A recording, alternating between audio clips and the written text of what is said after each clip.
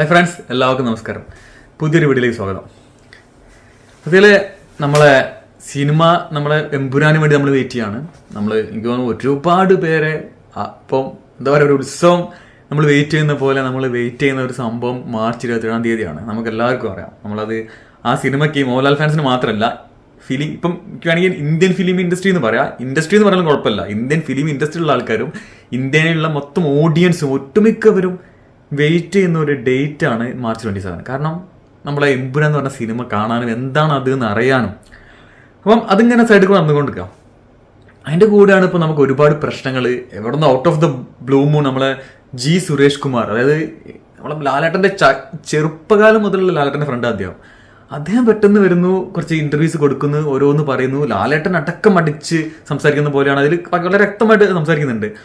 അപ്പോൾ അതിനുശേഷം നമ്മൾ ആന്റണി പെരുമ്പാവൂർ ഒരു പോസ്റ്റ് ഇടുന്നു. അപ്പം സംതിങ് അവരുടെ ഇടയിൽ എന്തൊക്കെയോ പോകുന്നുണ്ട്, നമുക്ക് മനസ്സിലായി. പ്രശ്നങ്ങൾ അവരുടെ ഇടയിൽ എന്തൊക്കെയോ കുറേ കാര്യങ്ങൾ നടക്കുന്നുണ്ട് മനസ്സിലായി. തുടർന്ന് നമ്മുടെ ലിസ്റ്റിൻ സ്റ്റീഫന്റെ ഇന്റർവ്യൂ കൊടുക്കുന്നു. അപ്പം ഒരുപാട് കാര്യങ്ങൾ, അതായത് അമ്മ താരസംഘടനയ്ക്കെതിരെയാണ് അവർ പറയുന്നത്. അതായത് എന്താ പറയുക, നമ്മളെ ആക്ടേഴ്സ് പൈസ ഇതാക്കണം, കുറയ്ക്കണം, അവരുടെ റെമ്യൂണറേഷൻ കുറയ്ക്കണം എന്നൊക്കെയുള്ള ഒരുപാട് കാരണങ്ങൾ. പക്ഷെ എനിക്കിതൊക്കെ കേട്ടപ്പം തോന്നിയ കാര്യം ഞാൻ പറഞ്ഞിട്ട് ആദ്യം, എനിക്കിതൊക്കെ കാണുമ്പോൾ ഉണ്ടാവുന്ന തോന്നൽ എന്താ വെച്ചാൽ, ഇതൊരു എന്താ പറയുക, നമ്മൾ വളരെ ഒരു അവരുടെ അവസ്ഥയായിപ്പോൾ. അതായത് എനിക്ക് തോന്നുന്നു പ്രൊഡ്യൂസേഴ്സിന് ഇപ്പം മലയാളത്തിലുള്ള അവർ നേരിടുന്ന ഒരു പ്രശ്നം എന്താ വെച്ചാൽ, നിങ്ങൾ ചിന്തിച്ചാൽ മനസ്സിലാവും. ഒരുപാട് ആക്ടേഴ്സ് പ്രൊഡക്ഷനിലേക്ക് വന്ന് ഒരുപാട്.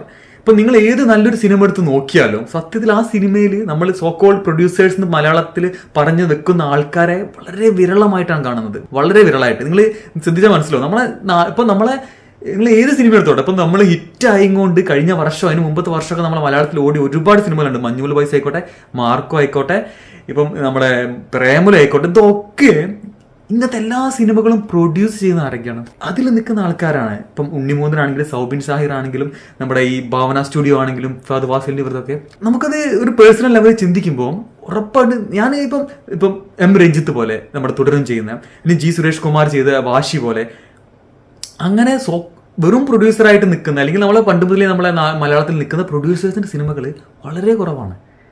അപ്പം ഇങ്ങനത്തെ ഒരുപാട് കാര്യങ്ങളുണ്ട് അവർക്ക് ഇങ്ങനൊരു ദേഷ്യം. കാരണം എനിക്ക് തോന്നിയ കാര്യം ഇതാണ്. അപ്പം എന്താ പറയുക, ഇങ്ങനെ കുറേ പ്രശ്നങ്ങൾ ഓൾറെഡി അവരുടെ ഉള്ളിലുണ്ട്. ഇങ്ങനെ കാര്യങ്ങൾ മലയാള സിനിമയിൽ നടന്നുകൊണ്ടിരിക്കുകയാണ്. അത് പെട്ടെന്ന് ഉണ്ടായ ഒരു പ്രശ്നമൊന്നുമല്ല. മാത്രമല്ല, അതിൻ്റെ കൂടെ ഞാൻ പറയും, എമ്പുരാനിൽ ലൈക്ക പ്രൊഡക്ഷൻസ്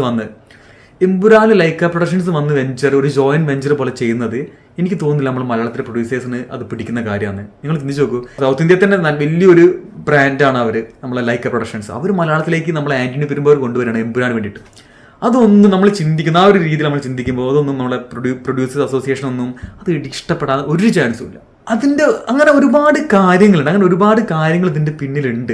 അല്ലാതെ ഇവർ വിചാരിക്കുന്ന പോലെ ഈ നടന്മാരുടെ ശമ്പളമൊക്കെ അവർ കൂട്ടുന്നുണ്ടാവും. നമ്മളത് കേൾക്കുന്നുണ്ട്. ഇപ്പോൾ ഒരു സിനിമ ഇറ്റാൽ അടുത്ത സിനിമയ്ക്ക് അവർ 1 കോടി 2 കോടിയൊക്കെ ആക്കുന്നു കേൾക്കുന്ന അതിൽ സത്യസന്ധമായ കാര്യങ്ങൾ ഉണ്ടാവും.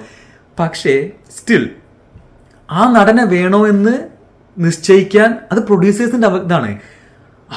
അവരില്ലാതെ വേറൊരു നടനെ വെച്ചിട്ട് പറയത്തൂടെ? അതവർക്ക് പറ്റില്ല. അതായത് ഒരു സാധാരണ നടനെ വെച്ചിട്ട്, അല്ലെങ്കിൽ ഒരു സാധാരണ ഒരു ആക്ടർ വെച്ചിട്ട് അവർക്ക് പടം എടുത്ത് വിജയിപ്പിച്ച് പൈസ ഉണ്ടാക്കാൻ അവർക്ക് പറ്റില്ല. അവർക്ക് ഇങ്ങനെ ഈ സ്റ്റാർ വാല്യൂ ഉള്ള ആൾക്കാരെ തന്നെ വേണം താനും. പക്ഷേ അവർ പൈസ അത്ര വാങ്ങാനും പറ്റില്ല എന്ന് പറഞ്ഞാൽ അതൊരുമാതിരി ശരി ആകുന്ന പരിപാടിയല്ല. അതൊരുമാതിരി പരിപാടിയായി പോയി സത്യം പറഞ്ഞാൽ. അപ്പം ഇതെന്താ പറയാ, എൻ്റെ ഒരു അഭിപ്രായത്തിൽ കുറച്ച് ആക്ടേഴ്സിന്റെ ഇടയിലുള്ള പ്രശ്നങ്ങളുള്ളൂ. ആക്ടേഴ്സിന്റെ ഭാഗത്ത് തെറ്റ് വളരെ കുറച്ചേ ഉള്ളൂ. ചില ആക്ടേഴ്സ് അങ്ങനെ ഉണ്ടെങ്കിൽ. അല്ലാതെ ഒരുപാട് ആക്ടേഴ്സ് നമ്മൾ മലയാളത്തിൽ ഭയങ്കരമായിട്ട് എല്ലാ സപ്പോർട്ടും ചെയ്തുകൊണ്ട് ജീവിക്കുന്ന, എല്ലാ സപ്പോർട്ടുകളും ചെയ്ത് കൊടുത്തിട്ട് മലയാള സിനിമ ചെയ്യുന്ന ഒരുപാട് ആക്ടേഴ്സ് നമുക്കുണ്ട്. അപ്പം ഇതിൽ പ്രൊഡ്യൂസേഴ്സ് അസോസിയേഷന്റെ ഭാഗത്ത് ഒരു വലിയ സംഭവങ്ങൾ, ഞാൻ നേരത്തെ പറഞ്ഞ കാര്യങ്ങൾ നിങ്ങൾ കണക്ട് ചെയ്ത് നോക്കുമ്പം ആ പ്രശ്നങ്ങളൊക്കെ കൂടിയായിട്ടാണ് ഇപ്പോൾ സമരം മാർച്ച് എന്താണ് ഒരു ജൂണിൽ അവർ സമരം പറഞ്ഞു. ഇപ്പം ചില ന്യൂസുകൾ എത്രത്തോളം സത്യസന്ധമാണെന്ന് അറിയില്ല. അവർ എമ്പുരാൻ, അതായത് മാർച്ച് 25-ാം തീയതിക്ക് ശേഷം എന്തൊക്കെയോ പുതിയ സമര പരിപാടികളൊക്കെ ആയിട്ട് വരുന്നുണ്ട്. അപ്പം അങ്ങനെ ഒരു സംഭവം നടക്കുന്നുണ്ടെങ്കിൽ നമുക്ക് കറക്റ്റായിട്ട് മനസ്സിലാക്കാം അത് എന്തുകൊണ്ടാണ്, ആരെ എയിം ചെയ്തിട്ടാണ് എന്താ. കാരണം എൻ്റെ പെരുമ്പാറായിട്ട് എപ്പോഴും ആ പ്രശ്നങ്ങളൊന്നും സോൾവ് ആയിട്ടില്ല.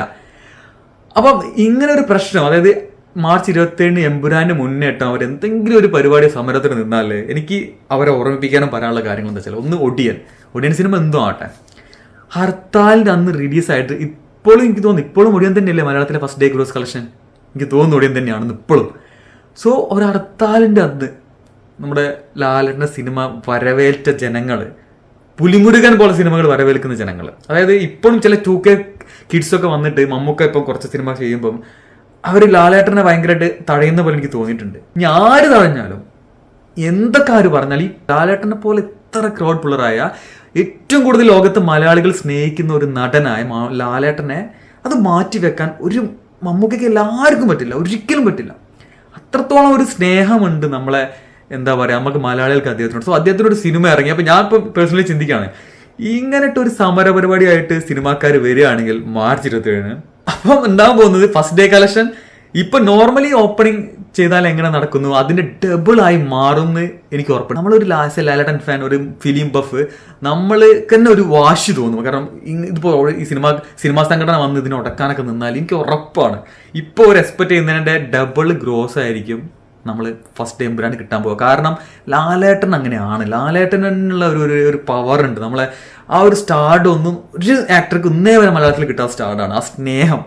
കാരണം ഈ നമ്മൾ ഏതെങ്കിലും സിനിമകൾ കളിച്ചു, ഞാൻ മമ്മൂക്കനെ എപ്പോഴും കമ്പയർ ചെയ്യുന്നത് മമ്മൂക്കനോടുള്ള ദേഷ്യം കൊണ്ടല്ല, ഞാൻ അത് ഇപ്പുറത്തെ ഫാൻസിന് വേണ്ടിയിട്ട് മാത്രമാണ്. കാരണം മമ്മൂക്കൻ്റെ കുറച്ച് ഈയിടെ മമ്മൂക്കൻ്റെ ഒരുപാട് നല്ല സിനിമകൾ വന്നപ്പോൾ ഭയങ്കരമായിട്ട് എന്തും പൊക്കി പറയുന്നതും ലാലേട്ടൻ മാറ്റി നിർത്തും ഒക്കെ പറയുന്നുണ്ട്. പക്ഷേ ഇവർക്ക് പോലും അറിയാം ഒരു നല്ല സിനിമ, ഞാൻ ആലോചിക്കുക, ഈ കുറേ പ്രശ്നങ്ങൾക്കും കുറേ ചീത്ത വിളിക്കും ശേഷം നേര് എന്ന സിനിമയിൽ ആ ട്രെയിലറിൽ ഒരൊറ്റ പോർഷനാണ്, ഒരു ചെറിയൊരു ഷോട്ടിലാണ് കംപ്ലീറ്റ് ഫാൻസ് ഇങ്ങനെ ഡബിളായിട്ട് തിരിച്ചു വന്നത്.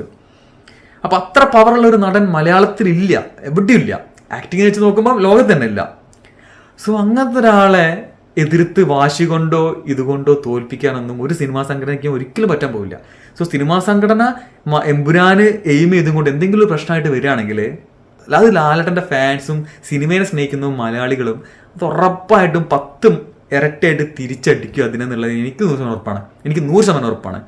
നിങ്ങൾക്ക് ഈ മാറ്ററിനെ കുറിച്ച് എന്താ തോന്നുന്നതെന്ന് ഒന്ന് കമൻ്റ് ആയിട്ട് അറിയിക്കുക. അടുത്ത വീഡിയോയിൽ വീണ്ടും കാണാം. ബൈ.